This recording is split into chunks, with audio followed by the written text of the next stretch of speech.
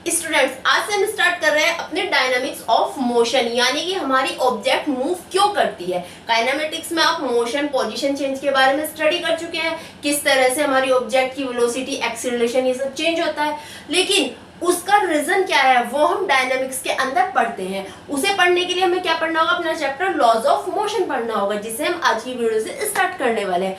आज की वीडियो के जो मेन टॉपिक होने वाले हैं वो आप स्क्रीन पर देख सकते हैं। और हाँ बच्चों, वीडियो को लास्ट तक जरूर देखिएगा, क्योंकि इस वीडियो में आपके साथ बहुत ही इंटरेस्टिंग फिनोमिना, जैसे कि अगर आप कार में ट्रैवल कर रहे हो और कार अचानक रुक जाए तो आप आगे की तरफ क्यों गिरते हैं, या फिर अगर हमारी कार किसी मोड़ पर मुड़ती है तो हम अपोजिट साइड में क्यों गिरते हैं, ये सारी फिनोमिना मैं आपके साथ डिस्कस करूंगी। और इन फिनोमिना के लिए हमें पढ़ना होगा इस चैप्टर का टॉपिक इनर्शिया। तो वीडियो को लास्ट तक जरूर देखेगा और लास्ट में कमेंट बॉक्स में कमेंट जरूर कीजिएगा आपको वीडियो कैसी लगी। तो चलिए स्टार्ट करते हैं हम अपनी आज की वीडियो अपने फर्स्ट टॉपिक फोर्स के साथ। फोर्स क्या होता है, देखो जब हमारी दो ऑब्जेक्ट एक दूसरे के कांटेक्ट में आती है, एक दूसरे के पास आती है, तो क्या करती है, या तो वो ऑब्जेक्ट को अपनी तरफ खींचने की कोशिश करती है या फिर उसको अपने से दूर धकेलती है, यानी या तो उसको अपनी तरफ पुश करती है या अपने से दूर पुल करती है, जिससे क्या होता है उसकी पोजीशन चेंज हो जाती है। तो ये जो हमने एक्सटर्नल एफर्ट जो डाला उस ऑब्जेक्ट की पोजीशन को चेंज करने के लिए, इसी को हम फोर्स बोलते हैं। क्या बोलते हैं हम इसको, फोर्स। जैसे हम समझ सकते हैं कि अगर मेरे पास ये मार्कर है, आप सिंपल, मैं एक टीचर हूँ, मेरे पास एक मार्कर है, मैं क्या कर रही हूँ, ये इस तरह से मुझे इसकी कैप को रिमूव करना है, यानी मैंने क्या किया, इस कैप की स्टेट को चेंज करने के लिए क्या हुआ, मेरे हैंड और इस कैप के बीच में एक फोर्स ने वर्क किया। ये फोर्स मैंने एक्सर्ट किया, इस कैप के ऊपर फोर्स लगाया, तभी हमारी फोर्स कैप की स्टेट चेंज हो पाई है। ठीक है, तो फोर्स क्या है, जब एक ऑब्जेक्ट दूसरी ऑब्जेक्ट पर एक फोर्स एक्सर्ट करती है, एक एक्सटर्नल पुश या पुल उसको देती है, तो उसकी पोजीशन चेंज हो जाती है, और इस एक्सटर्नल पुश या पुल को ही हम फोर्स बोलते हैं। तो what is force? Force is a external pull और push to change state. Okay, force हमारा दो टाइप का हो सकता है। किस तरह से हो सकता है, हमारे दोनों चीजें एक दूसरे के कांटेक्ट में हो, जैसे कि मैंने अभी पेन की कैप को हटाया तो मेरा हैंड जो फोर्स अप्लाई कर रहा है इस कैप पर, मेरा हैंड और कैप दोनों कांटेक्ट में है। या फिर ऐसा भी हो सकता है हमारी ऑब्जेक्ट एक डिस्टेंस पर हो, उस कंडीशन में फोर्स वर्क कर रहा हो। कब, जैसे कि हमारी कोई मैग्नेट होती है, अगर उसके पास एक मैग्नेटिक ऑब्जेक्ट, अगर आप आयरन को लेके आए तो क्या होगा, वो दूर से ही उसको खींच लेगी। उसकी वजह क्या है, उसकी वजह भी फोर्स होती है। तो हमारा फोर्स क्या हो सकता है, या तो हो सकता है वो एक दूसरे के टच में हो तो वो कॉन्टैक्ट फोर्स हो सकता है, या फिर दोनों एक दूसरे से कुछ डिस्टेंस पर हो, वहां से भी वो फोर्स वर्क कर रहा हो, वो फील कर रहा हो उसे, तो वो नॉन कॉन्टैक्ट फोर्स होता है। तो फोर्स कितने तरह के होते हैं, contact and number 2 non contact. Contact कब होता है, जब ऑब्जेक्ट एक दूसरे को टच करती हैं, जैसे कि अभी मेरी कैप के बीच में लगा, हमारा फ्रिक्शन फोर्स कॉन्टैक्ट फोर्स होता है। जब किसी ऑब्जेक्ट की शेप चेंज करते हैं, ऑब्जेक्ट को हम पुश या पुल करते हैं, तो वो भी एक कॉन्टैक्ट फोर्स है ना भाई। अगर हमारे पास बड़ा सा बॉक्स है और हम उसको, अगर ये वॉल है, मुझे इस तरह से इसको धक्का देना है, तो इसको मुझे कॉन्टैक्ट फोर्स हो रहा है ना, मेरे हैंड और इस दीवार के बीच में, वॉल के बीच में कॉन्टैक्ट फोर्स है। नॉन कॉन्टैक्ट, जैसे कि हमारा मैग्नेटिक फोर्स होता है, हमारा ग्रेविटेशनल फोर्स होता है। जितनी भी ऑब्जेक्ट होती हैं अर्थ पर, आप उसको कितना ही ऊपर फेंक लो, हमेशा अर्थ पर ही वापस आती है। क्यों? क्योंकि वहां पे एक ग्रेविटेशनल फोर्स वर्क कर रहा है, जिस वजह से वो अपनी तरफ चीजों को खींच रहा है, ऑब्जेक्ट की पोजीशन चेंज हो रही है। ठीक है, तो हमारे फोर्स कितने टाइप के हो सकते हैं, दो तरह से हो सकते हैं। देखो अब यहाँ पे क्वेश्चन आता है कि किसी भी ऑब्जेक्ट की स्टेट को चेंज करने के लिए, उसकी पोजीशन को चेंज करने के लिए हमें उस पर कितना फोर्स अप्लाई करना पड़ेगा। देखो हमारे पास ये दो चीजें हैं, ये हमारा डस्टर और ये मार्कर है। Duster is heavy compare the marker, marker का वेट कम है, डस्टर का वेट ज्यादा है। तो आप मुझे एक बात बताओ सिंपल सी, कि किसको मुझे अगर स्टेट चेंज करनी है, इस तरह से मुझे इसको थ्रो करना है ऊपर की तरफ, यानी कि इसको मोशन में लेके जाना है, तो आप मुझे ये बताओ, इस मार्कर पे मुझे इस डस्टर पे मुझे ज्यादा फोर्स अप्लाई करना पड़ेगा या इस मार्कर पर? सोचो, बताओ, सिंपल बात है, लॉजिकल सी बात है भाई। इस डस्टर को हमें ज्यादा फोर्स के साथ फेंकना होगा, जबकि इस मार्कर को हम कम फोर्स के साथ फेंकेंगे, यानी कि उसी फोर्स में ये ज्यादा दूर जाएगी, ये कम दूर।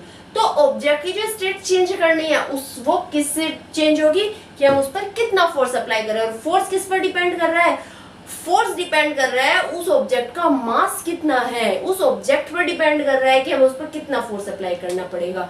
वो क्या होता है, उसको उस प्रॉपर्टी को हम बोलते हैं inertia of any object. Inertia होती क्या है, इनर्शिया से हम समझते हैं किस तरह से हमें ये फोर्स अप्लाई करना पड़ता है। इनर्शिया होती क्या है, किसी भी ऑब्जेक्ट की internal property. What is inertia? Inertia is the internal property of any object which resist to change its position. यानी कि किसी भी ऑब्जेक्ट की वो इंटरनल प्रॉपर्टी जो उसकी स्टेट चेंज करने से उसे रोक रही है। अगर ये मार्कर इस तरह से रेस्ट में, तो ये क्या चाहेगा, रेस्ट में रहे, अरे कोई झंझट नहीं है, हम मूव नहीं करते। या फिर कोई ऑब्जेक्ट कंटिन्यूअसली मूव कर रही है, जैसे कि हम एक बॉल को थ्रो कर रहे हैं, तो वो चाहेगी कि वो मूव ही करती रहे, यानी वो अपनी स्टेट को चेंज नहीं करना चाहती। अब ये किस वजह से होता है? ये होता है इनर्शिया की वजह से। किस वजह से होता है? इनर्शिया की वजह से, हमारी ऑब्जेक्ट की इंटरनल प्रॉपर्टी। अब देखो हम वापस से अपने मार्कर और उसकी कैप का एग्जांपल लेते हैं। कैप को थ्रो करना इजी है, बट मार्कर को थ्रो करने के लिए हमें थोड़ा सा ज्यादा एफर्ट लगाने पड़ रहे हैं। तो यानी कि मार्कर जो है, इसकी जो इंटरनल प्रॉपर्टी है वो इसको ज्यादा रोक रही है कंपेयर टू कैप। ठीक है, वो क्या होती है, वो किस पर डिपेंड करती है, यानी हम इनर्शिया को मेजर कैसे करें। अगर आप एक रबड़ बॉल लेते हैं और एक उसी साइज का एक स्टोन लेते हैं, तो हमें किस पर ज्यादा फोर्स लगाना होगा? स्टोन पर लगाना होगा। स्टोन को हमें थ्रो करने के लिए ज्यादा एफर्ट डालने होंगे, है ना। तो ये क्यों हो रहा है? इसका रीजन होता है मास ऑफ ऑब्जेक्ट। क्या है इसका रीजन? Mass of object. तो हम इनर्शिया को कैसे मेजर करते हैं? ऑब्जेक्ट के मास से। जितना ज्यादा ऑब्जेक्ट का मास होगा उसकी इनर्शिया उतनी ही ज्यादा होगी। जितना ज्यादा ऑब्जेक्ट का मास होगा उसकी स्टेट को चेंज करने के लिए हमें उस पर उतना ही ज्यादा फोर्स अप्लाई करना होगा। किस पर डिपेंड करेगी? ऑब्जेक्ट के मास पर डिपेंड करती है। देखो एक इनर्शिया जो होती है वो हमारी 3 टाइप की होती है, inertia in rest, inertia in motion and inertia in direction. ठीक है, इनर्शिया इन रेस्ट क्या होती है, यानी जो ऑब्जेक्ट हमारी रेस्ट में है वो रेस्ट में ही रहना चाहती है। देखो इसका एक बहुत अच्छा एग्जांपल है, जब आप किसी कार में ट्रेवल करने जाते हो या फिर किसी बस में आप ट्रेवल कर रहे हो और बस रुकी हुई है, अभी बस को चलने में टाइम है, और जैसे ही अचानक से बस चलती है तो आपको पीछे की तरफ एक धक्का लगता है। क्यों लगता है? देखो उसका रीजन मैं आपको बताती हूँ। देखो जब हमारी बस होती है वो रेस्ट में है, ठीक है, उसकी जो वेलोसिटी है वो कितनी है? 0। अब क्या है, आप यहाँ पीछे सीट पे बैठे हुए हो, ओके, ये आप हो यहाँ पे, ठीक है। अब क्या हुआ, ड्राइवर आया, उसने बस को स्टार्ट किया, आपको पता नहीं है बस स्टार्ट हो चुकी है चलने के लिए, ठीक है। और जैसे ही वो बस वाले ने बस को स्टार्ट किया, वो अपनी वेलोसिटी के साथ मूव करने लगी, भी वेलोसिटी के साथ। अब आपकी बॉडी के अंदर क्या है? मास। और मास क्या कर रहा है? Resist to position change. आपकी बॉडी रेस्ट में है और वो रेस्ट में ही रहना चाहती है। आपकी बॉडी का मास चाहता है कि आप रेस्ट में रहो, तो ये तो वेलोसिटी v के साथ मूव कर रहा है, यानी सब कुछ मूव कर रहा है, लेकिन आपकी बॉडी यहीं पर ही रहना चाहती है। तो जैसे ही बस आगे की तरफ जाएगी, आपको ऐसे पीछे की तरफ धक्का लगेगा। क्लियर है? समझ आया कि बस के अचानक चलने पर हमें इस तरह से धक्का क्यों लगता है? ठीक है, तो ये क्या है? Inertia in rest. Next topic आता है inertia in motion. When a object resists to change its motion is known as the inertia in motion। यानी ऑब्जेक्ट हमारी मूव कर रही है और वो नहीं चाहती है रुकना, उसकी इंटरनल प्रॉपर्टी है जो चाह रही है कि वो मूव करती रहे, उसको हम इनर्शिया इन मोशन बोलते हैं। इसका देखो इनर्शिया इन मोशन को भी हम इसी एग्जांपल से समझते हैं। जब आप बस में ट्रेवल कर रहे हो और अभी हमारी बस मूव कर रही है, लेकिन जैसे ही अचानक से ड्राइवर ब्रेक लगाता है, अचानक से, जैसे कि अगर कुछ आ गया है हमारी बस के सामने, तो ड्राइवर अचानक ब्रेक लगाएगा तो क्या होगा? हम इस तरह से आगे की तरफ झुक जाते हैं, अचानक से ऐसे। इसका रीजन क्या होता है? देखो इसका रीजन ये है, हमारी जो ऑब्जेक्ट है, हमारी जो बस है, इस वेलोसिटी से मूव कर रही है, तो आपकी बॉडी भी मूव कर रही है। अब क्या होता है, जैसे आगे कुछ आ जाता है, सपोज एक डॉग आ गया, तो क्या करेगा? ड्राइवर ब्रेक लगाएगा, जिससे उसकी वेलोसिटी क्या हो जाएगी? 0। बट आपकी बॉडी क्या करिए? अभी भी v वेलोसिटी के साथ ही मूव करना चाह रही है, तो बस तो यहाँ रुक गई, लेकिन आपकी बॉडी अभी भी आगे मोशन कर रही है, तो इसलिए आप अचानक ऐसे गिर जाते हैं, ठीक है, इसीलिए आपको आगे की तरफ धक्का लगता है। क्लियर है? आप आगे की तरफ क्यों करते हैं? Next, inertia in direction. Inertia in direction क्या होता है? जब आपकी बॉडी डायरेक्शन चेंज का अपोज करती है, object resist the change in its direction is known as the inertia in direction. जैसे कि आप एग्जांपल से समझ सकते हैं, आप किसी कार में ट्रेवल कर रहे हो और अचानक कार किसी मोड़ पर मुड़ती है, तो क्या होता है, हम अपोजिट साइड गिरते हैं ना भाई, कार तो ऐसे मुड़ गई, हम ऐसे गिर जाते हैं। इसका रीजन क्या होता है, अगर कार ऐसे आ रही है, ऐसे मुड़ी और हम क्या होगा, इस तरह से गिरेंगे। इसका रीजन क्या है भाई, हमारी बॉडी सीधी आ रही है वी वेलोसिटी के साथ, तो हमारी बॉडी क्या चाह रही है, आगे भी ऐसे ही जाना। बट क्या हुआ, कार तो ऐसे मुड़ चुकी है हमारी ऐसे, तो क्योंकि कार ऐसे जा रही है, हमारी बॉडी ऐसे जाना चाह रही है, तो हम अपोजिट साइड में से गिर जाते हैं। क्लियर है, इनर्शिया समझ आ गया। इनर्शिया का रीजन क्या होता है, इनर्शिया का रीजन है उसका मास, जितना ज्यादा उसका मास होगी उसकी इनर्शिया उतनी ही ज्यादा होगी। ठीक है, अब देखो हमें ऑब्जेक्ट की स्टेट तो चेंज करनी ही करनी है भाई। कोई ऑब्जेक्ट कहीं पे रखी हुई है, उसकी वहां जरूरत नहीं है, तो हमें उसे उठा के कहीं और रखना होगा ना, उसकी स्टेट तो हमें चेंज करनी ही होगी। हम बच्चे हैं, हम खेल रहे हैं, अगर बच्चे खेलते हैं तो एक बॉल ले रहे हैं, ऐसा तो है नहीं कि बॉल जहाँ पे वहीं रख के रहने देंगे, नहीं, उसको मोशन के स्टेट में लेके ही आएंगे। तो इनर्शिया किस तरह से चेंज करी जाती है, उस पर फोर्स अप्लाई करके। किस तरह से, उस पर फोर्स को अप्लाई करके।